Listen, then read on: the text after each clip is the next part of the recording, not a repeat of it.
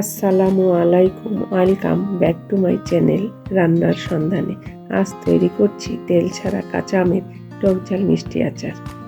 একবার বানালে বারবার খেতে মন চাইবেই। এই আচারটা এতটাই লোভনীয় হয়েছে যে জিভে পানি চলে আসছে।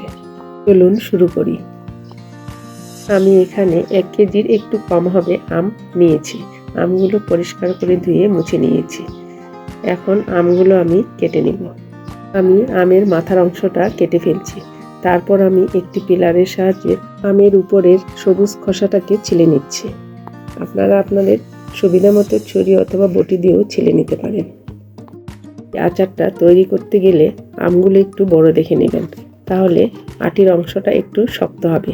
আর যদি আঁশওয়ালা আম হয় তাহলে আচারটা খেতে আরও বেশি ভালো লাগে। এইভাবে আমি সবগুলো আম ছিলে নিচ্ছি। সবগুলো আম ছিলে নেওয়ার পর আমগুলোকে কেটে নিচ্ছি। এবার আম থেকে বিচির অংশটা তুলে ফেলছি। এভাবে 4 ভাগ করে আমগুলো কেটে নিচ্ছি। আমগুলো খুব বেশি মোটা হবে না, আবার খুব বেশি পাতলাও হবে না, ঠিক এরকম হবে। কিভাবে আমি সবগুলো আম কেটে নিচ্ছি। এই আচারটাকে তৈরি করার জন্য এইভাবে আমগুলো কেটে নিতে হবে। আর সবগুলো আম কেটে নেওয়া হয়ে গেল। এখন একটা পাত্রে নিয়েছি নরমাল তাপমাত্রার পানি। এবার এর মধ্যে দিয়ে দিচ্ছি 1 টেবিল চামচ লবণ। তারপর নেড়েচেড়ে লবণটা পানির সাথে মিশিয়ে নিচ্ছি। এবার কেটে রাখা আমগুলো দিয়ে দিচ্ছি। এইভাবে লবণ পানিতে ভিজিয়ে রাখলে আমের টুকরোগুলো আর গলে যাবে না। আমি আমগুলো 7 থেকে 8 ঘন্টার মতো পানিতে ভিজিয়ে রেখেছিলাম। এখন পরিষ্কার পানি দিয়ে ধুয়ে একটা কিচেন টাওয়েলের মধ্যে বিছিয়ে দিচ্ছি। এরপর আমি টিস্যু দিয়ে আমের পানিটা মুছে নিচ্ছি। এবার আচারের মশলাটা তৈরি করার জন্য এখানে নিয়েছি 1 চা চামচ জিরা, 1 চা চামচ মেথি, 1 চা চামচ মৌরি, 1 চা চামচ কালো জিরা আর নিয়েছি 4টি শুকনো মরিচ। প্রথমে মরিচগুলো দিয়ে দিচ্ছি। এবার নেড়েচেড়ে হালকা ভেজে নিচ্ছি। এখন বাকি মশলাগুলো দিয়ে দিচ্ছি। চুলার আঁচ লোতে করে দিয়ে মশলাগুলো নেড়েচেড়ে হালকা করে ভেজে নিতে হবে।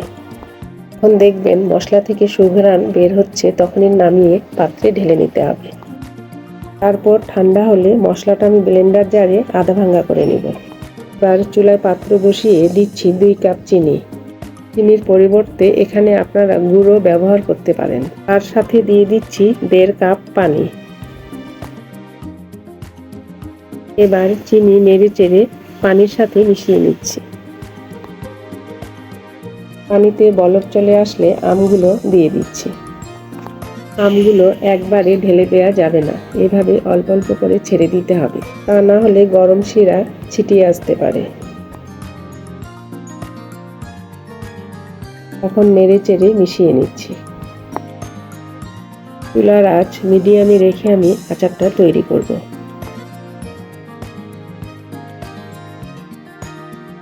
কিছুক্ষণ পর আমের কালার চেঞ্জ হয়ে আসলে দিচ্ছি 1 চা চামচের মতো মরিচের গুঁড়া আর দিচ্ছি 1/4 টিস্পুন হলুদের গুঁড়া। এবার নেড়ে চেড়ে আমের সঙ্গে মিশিয়ে নিচ্ছি।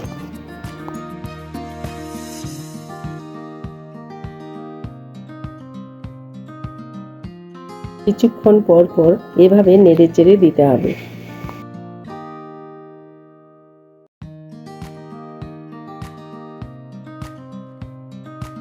এবার দিয়ে দিচ্ছি তৈরি করে রাখা মশলাটা 2 টেবিল চামচ।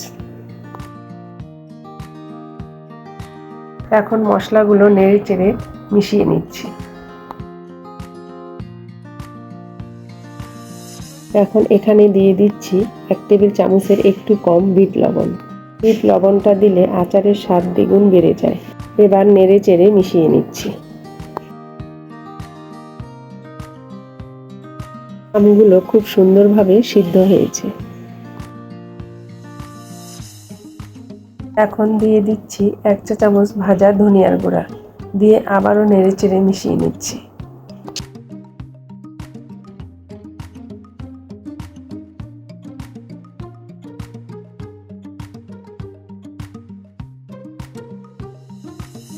আচার তৈরির শেষের দিকে দিয়ে দিচ্ছি 2 টেবিল চামচ হোয়াইট ভিনেগার।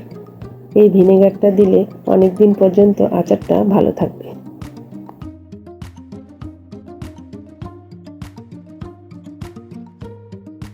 একটু পর পর এভাবে নেড়ে চেড়ে দিতে হবে, তা না হলে নিচে লেগে যাবে।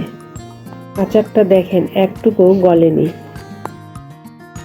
এইভাবে শিরাটা হাতে নিয়ে দেখবেন, যদি আঠালো মনে হয় তাহলে বুঝবেন আচারটা হয়ে গেছে, তখনই নামিয়ে ফেলতে হবে। এইভাবে আপনারাও একবার বাড়িতে ট্রাই করুন। আচারটা হয়ে গেছে, এখন একটা সার্ভিং ডিশে তুলে নিচ্ছি। আশা করছি আজকের রেসিপি আপনাদের কাছে ভালো লাগবে। রেসিপি ভালো লাগলে অবশ্যই চ্যানেলটি সাবস্ক্রাইব করবেন এবং পাশে থাকা বেল আইকন অবশ্যই প্রেস করবেন। তৈরি হয়ে গেল টক ঝাল মিষ্টি আমের আচার। দেখেন কতটা লবণীয় লাগছে। এই আচারটা এতটাই মজার যে জিভে পানি চলে আসে।